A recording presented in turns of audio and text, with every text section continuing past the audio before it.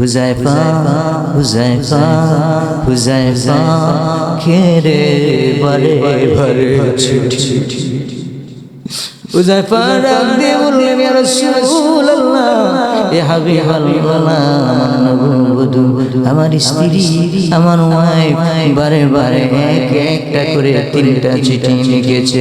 নবী বললেন, যাও রে যাও, তার মনের কথা শুনে তুমি আসো, যুদ্ধ পড়ে আমরা অংশগ্রহণ করবো, আমি এখানে দাঁড়াইলাম, তুমি ঘোড়া নিয়ে যাও। এবার হুযায়ফা ঘোড়ার পৃষ্ঠে আরোহণ হয়ে তিনি আসলেন। এসে তিনি নববধূকে ডাকলেন, কি গো নববধূ, কি হয়েছে গো স্ত্রী আমার, বিবি গো, কেনে গো বারে বারে চিঠি লিখলাম, কি হয়েছে তুমি বলো। এবার হুযায়ফার স্ত্রী ডাক দিয়ে বলো, স্বামী আমার, আমি তোমাকে নিয়ে, আমি আপনাকে নিয়ে একটা দোয়া করব, আপনাকে নিয়ে আমি একটা মুনাজাত করব, আল্লাহর দরবারে আপনি আমিন বলবেন নি।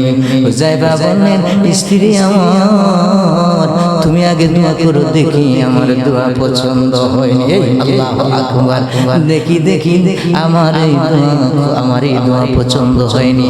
এবার হুযায়ফার স্ত্রী হাত উঠাইলেন, উঠে আল্লাহর দরবারে মুনাজাত করলেন, আর তিনি বললেন, আল্লাহ, হুনাইনের যুদ্ধে আমার স্বামীকে শহীদ কইরো না। হুযায়ফা ডাক দিয়ে বললেন, স্ত্রী আমার, তোমার দোয়াতে আমি আমিন বলতে পারলাম না, কারণ তুমি দেখি ওই দোয়া করো যেই দোয়াতে আমি শহীদ যেন না হই। আমি দেখতেছি রে হুনাইনের যুদ্ধে আমি শহীদ হব, আর আকাশের ফেরেশতারা আমাকে রিসিভ করার জন্য অপেক্ষা করতেছে, জান্নাতের হুরগুলো আমার জন্য অপেক্ষা করতেছে।